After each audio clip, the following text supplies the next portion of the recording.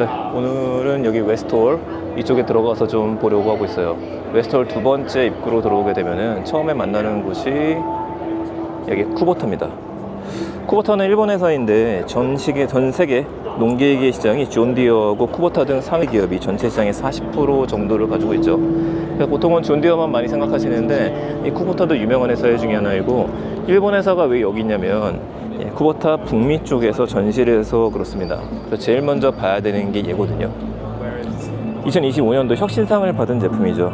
이렇게 사륜 구동의 소형 로봇이라고 이야기했는데, 언덕이랑 경사면을 포함해서 험난한 오프로드 환경을 올라갈 수 있다고 이야기하더라고요. 가까이 보게 되면은 보다시피 바퀴가 오른쪽 사이드로 나와 있는 거 볼 수 있습니다. 이렇게 안정적인 균형 감각을 유지할 수 있다 보니까 전면에 있는 화면에 보이는 것처럼 살짝 올라가는 거 보이죠?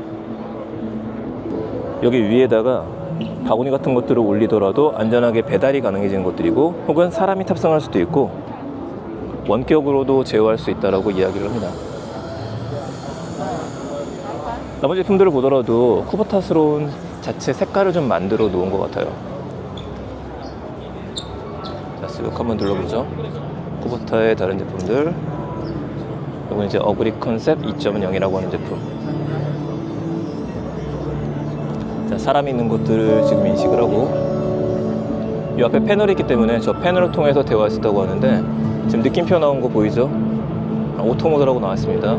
바로 앞에 있는 부분이 쭉 가보면은 이쪽에 Stay Away라고 나온 부분이 있어갖고, 이런 식의 액정이 있게 되면은 사람하고 소통을 할 수 있게 되어 있죠. 지금 배터리 없다고 뜨네요. 두 번째로 꼭 한번 같이 보고 싶었던 회사는 이 회사입니다. 오시코시라고 하는 이름 회사여갖고, 이 회사 이름을 보고 난 다음에 처음에 일본 회사인가 싶었거든요. 그렇지 않고 미국의 위스콘신주에 위치한 회사라고 합니다. 1917년에 설립을 했어요. 이 회사가 딱 봐도 특이하다고 보이는 게 중장비 같은 회사들, 이건 중장비는 아니고 특수 목적의 차량이라고 이야기를 합니다. 대표적으로 예를 보시면 되는데, 자, 요 기계 같은 경우에 요 자동차 차량이 이름이 뭐라고 써 있냐면 볼테라 ZFL이라고 써 있어요. 이게 볼테라가 ZSL이 있고 FL이 있는데, 화면을 쭉 보면 이게 이제 기계 암이거든요. 얘가 이제 내려와서 앞에 있는 쓰레기통이라든지 이런 것들을 실을 수 있도록 되어져 있습니다. 근데 얘가 첫 번째 모델이 아니라 두 번째 모델이라고 했었죠. 자, 첫 번째 모델 같은 경우에는 사이드에 위치해 있었어요. 쭉 가서 보면 바로 얘죠. 이게 트럭의 측면이라고 보시면 됩니다. 트럭의 측면에 있는 얘가 앞으로 나와서 이 쓰레기통을 인식하고 난 다음에 쓰레기를 수거를 해서 위로 올려줄 수 있게 돼 있어요. 자, 이런 방식으로 오게 되면은 잡아서 들어서 올리게 돼 있죠. 이것도 이제 3D 산업 중에 하나이다 보니까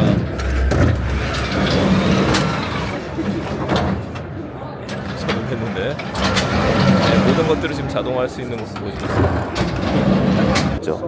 이게 얼마나 편한 기술이냐? 우리나라 같은 경우에는 청소하시는 분들이 위험지대에 많이 노출이 되어져 있습니다. 야간에 일을 하시다가 사고가 나는 경우도 많이 있는데, 이걸 해결해 줄 수 있는 것들이죠. 그래서 이 회사를 보면서 제가 좀 놀라고 정말 좋아했었던 것들, 저 슬로건입니다.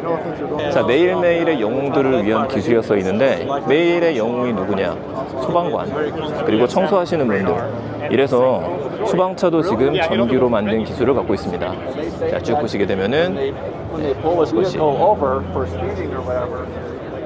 소방차도 멋지게 만들어 놨고요. 이제 지금 100% 완벽하지 않은 기술이기는 한데, 앞으로 완벽해질 기술 중에 하나가 이 소형 로봇입니다. 소형 로봇으로 만든 게 맞는 것 같아요. 혼자 움직이는 로봇이니까. 오토노머스 리퓨스 로봇이라고 되어져 있는데, 이 로봇 같은 경우에 하이 여기야. 저쪽에서 버튼을 누르게 되면은 여기까지 이동을 하고 난 다음에 여기다가 쓰레기를 담고 앞에 있는 버튼을 푸시해서 누르게 되면은 다시 한번 원래대로 돌아갈 수 있게 되어져 있습니다. 굉장히 잘 만든 것 같고, 이게 필요하신 분들은 노인분들이라든지 장애를 가지신 분들한테 도움이 될 수 있도록 되어져 있더라고요. 귀엽게 만들었죠. 근데 이게 우리나라에 없는 게 아닙니다. 우리나라 비슷한 회사가 있어요. 우리나라 양천구의 로보티스라고 하는 회사. 로보티스라고 하는 회사가 양천구에서 자율비행 분리 로봇, 수거하는 분리 로봇을 운영을 하고 있죠. 이 디지털 같은 경우에도 결국에 사람을 향한 기술이다라는 생각이 듭니다.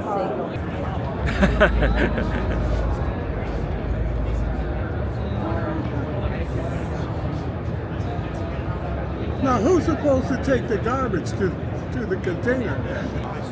예, 이번엔 존 디어로 가볼 거예요. 존 디어 같은 경우에 2024년도 작년 같은 게 굉장히 폭발적인 관심을 받았었죠. 대형 트랙터를 전시했기 때문이었는데, 이래서 농업이라고 하는 부분에 테크놀로지를 적용했다 그래서 농테크라는 이름이 붙여져 있기도 하고 농슬라라는 이름을 갖고 있기도 합니다. 이 존 디어가 올해에도 행사장을 크게 만들었어요. 저는 이제 몇 번 보고 나서 지금 다시 가는 건데 좀 아쉬운 것도 분명히 있습니다. 근데 이걸 아쉬우신 분들 왜 아쉽냐? 전반적인 키노트까지 같이 못 보셨기 때문에 그런 것들이 좀 있죠. 바로 보면 기기가 보죠. 이번에 총 4대의 기기가 전시가 됐습니다. 그만큼 키노트에서 4개를 얘기했었는데 이게 자율주행 트랙터예요. 자율주행 트랙터. 굉장히 멋있는 모습이죠. 사람의 크기하고 비교해보게 되면 정말 바퀴가 어마어마하게 크다는 걸 볼 수 있어요. 자, 자율주행 트랙터란 말을 갖고 있기 때문에 사람이 탑승할 수 있도록 되어 있으면 탑승하지 않고 그냥 편하게 앉아가지고 버튼만 눌러갖고 게임을 하듯이. 네, 이 차량 같은 경우에가 저축입니다. 이제 우리나라에는 뭐 맞지는 않지만은 미국 같은 경우에는 여러분들 영화 많이 보셨겠지만은 차량이 움직이면서 제초를 좀 해야 되죠. 얘를 탑승해서 움직일 수도 있고 별도로 조정을 해서 볼 수도 있다. 이번에 나온 대표적인 제품 중에 하나입니다. 이 제품은 이 농장 자동화 시스템을 위한 거라고 보시면 될 것 같아요. 역시 또 크게 만들어놨죠. 제가 존 디어의 색깔이 초록색하고 노란색 두 가지를 많이 쓴다고 까만색을 쓰고 있다고 이야기했었는데 이거 완전히 다른 색깔이죠. 네, 덤프 트럭입니다. 존 디어는 농업으로 시작했다는 얘기 들었습니다. 농업으로 시작했다는 회사이기 때문에 농사에 대한 것들을 제일 잘 아는 회사예요. 그럼 여기서 우리가 얻을 수 있는 인사이트 포인트들이 좀 있죠. 원래 했던 거를 잘하면 됩니다. 자, 우리가 얻을 수 있는 인사이트는 이런 것들이 있을 것 같아요. 1837년에 설립된 회사가 이 존 디어라는 회사인데 원래 잘했던 거를 잘하는 겁니다. 잘했던 거를 잘하면서 여기에 기술을 한 숟가락으로 얹다 보니까 새로운 서비스를 만들어낼 수 있게 돼 있어요. 그럼 우리가 또 생각할 수 있는 것들은 이런 것들을 하기 시작했었을 때 혹시 인건비에 대한 얘기부터 시작해서 문제가 발생하는 것들이 있지 않을까? 그렇지 않죠. 국내는 더 심각한 문제이기는 한데 이건 미국도 마찬가지입니다. 발표했던 자료를 보게 되면은 미국도 이미 농부들의 평균 연령이 58세 이상으로 올라가기 시작했고 노동시간은 더 길어지고 있다고 해요. 한마디로 일할 사람이 없어요. 일할 사람이 없는데 그 일할 사람이 없는 것들을 누굴 써야 되느냐? 얘네들을 쓰는 것들이죠. 고용을 이런 기기들을 구매하게 되면 스마트한 시스템, 스마트한 농부가 될 수 있다는 걸 뜻하는 것들이죠. 자, 이번에는 혼다를 좀 봐보겠습니다. 혼다 같은 경우에는 소니랑 합작 회사를 만들면서 아펠라라고 하는 이름의 브랜드의 새로운 자동차를 보여주게 했었죠. 근데 혼다가 이번에 웨스트에다가 별도의 전시관을 만들었어요. 의미 있는 것들이 좀 있으니까 몇 개를 좀 볼 겁니다. 자, 제일 먼저 위에 보이시는 H 로고를 새로 디자인했었는데 전 아무리 봐도 H라는 로고가 물구나무 쏘고 있는 모습 같은데 혼다가 얘기하는 거는 두 팔을 위로 뻗어가지고 양손을 펼쳤다라는 얘기를 합니다. 이게 2024년에 발표가 됐었던 마크 중에 하나예요. 자, 보다시피 넓은 공간에 아무것도 설명 하나도 없이 자동차가 2대가 전시가 되어 있습니다. 가운데 혼다 제로라고 써있죠. 자, 혼다 제로라고 하는 게 혼다의 탄소 중립 제로를 만들겠다는 목표를 얘기를 해요. 목표 시점을 잡은 건 2050년입니다. 2050년까지 우린 탄소 제로로 갈 거야. 2040년까지 전기차 수소차 판매 비중을 100%로 확대하는 걸 목표로 갖고 있습니다. 그래서 전기차 2대가 지금 전시가 됐어요. 프로토타입이기 때문에 실제로 운영하는 것들은 아닌데 이 왼쪽에 있는 전기차 첫 번째 거는 살론이라고 얘기를 하죠. 승용차입니다. 보면은 굉장히 미려하게 만들었죠. 이 원칙이 3가지가 있습니다. 얇고 가볍고 현명하게 만들겠다. 앞에 있는 헤드라이트 부분을 보시게 되면은 헤드라이트 덮개가 있기 때문에 좀 이따가 닫히게 될 거예요. 약간 뒤로 너무 길게 뺀 것 같기는 한데 저렇게 했었을 때 장점이라면 날렵한 이미지를 줄 수가 있게 돼 있죠. 잘 만들었어요. 자, 두 번째로 모델이 보이는 거는 위에 혼다 제로 SUV가 있습니다. 보다 제로 컨셉의 자동차이니까 저기 이제 사람들이 좀 많아서 방송 촬영 온 것 같습니다.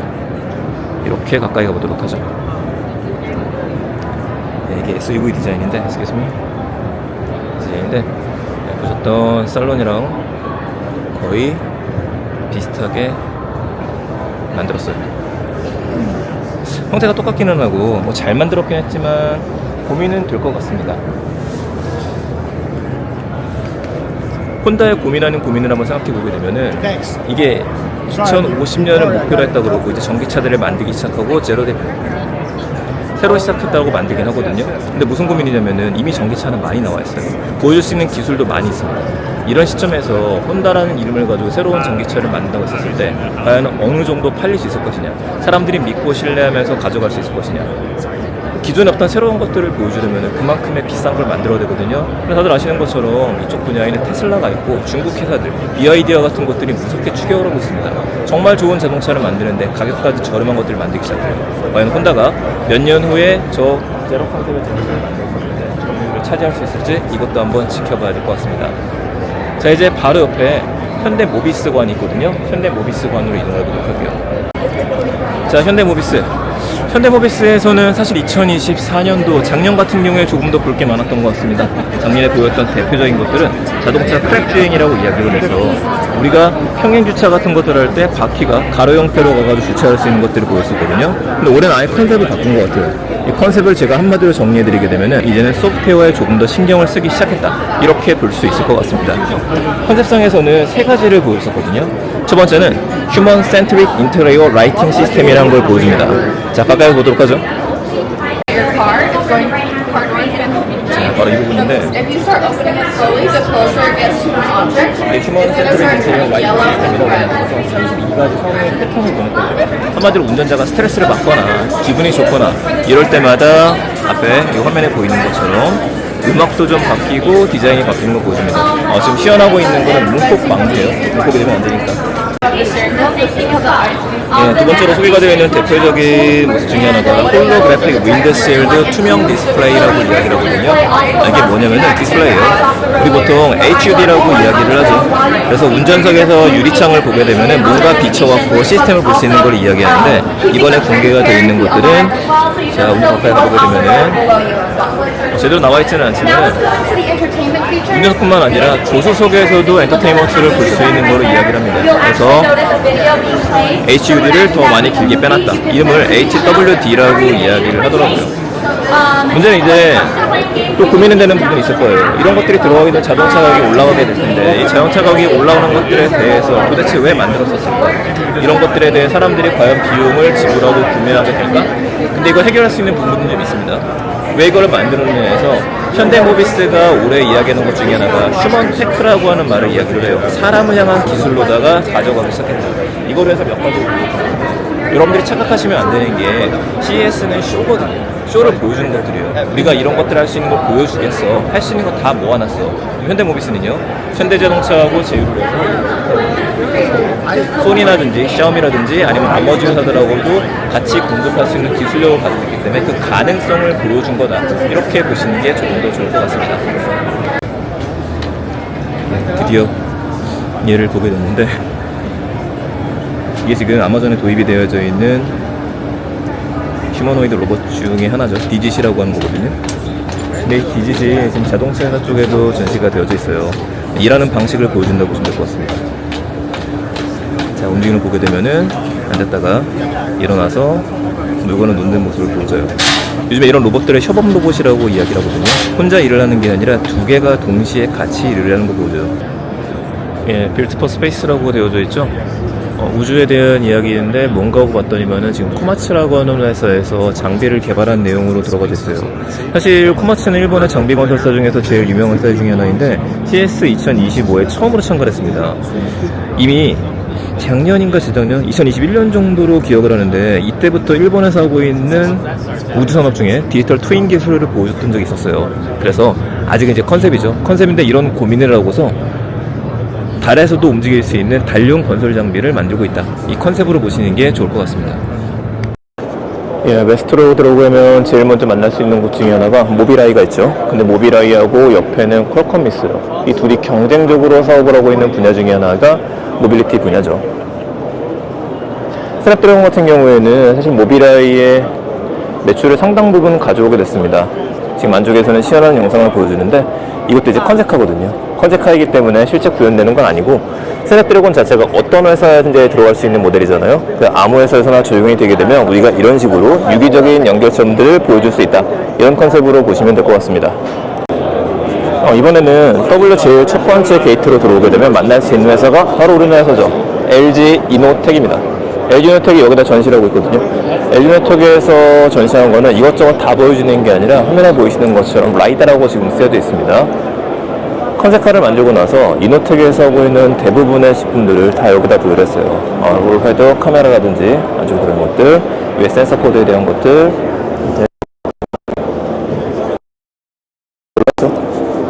라이더는 이쪽 부분에 둘 수 있다는 카메라.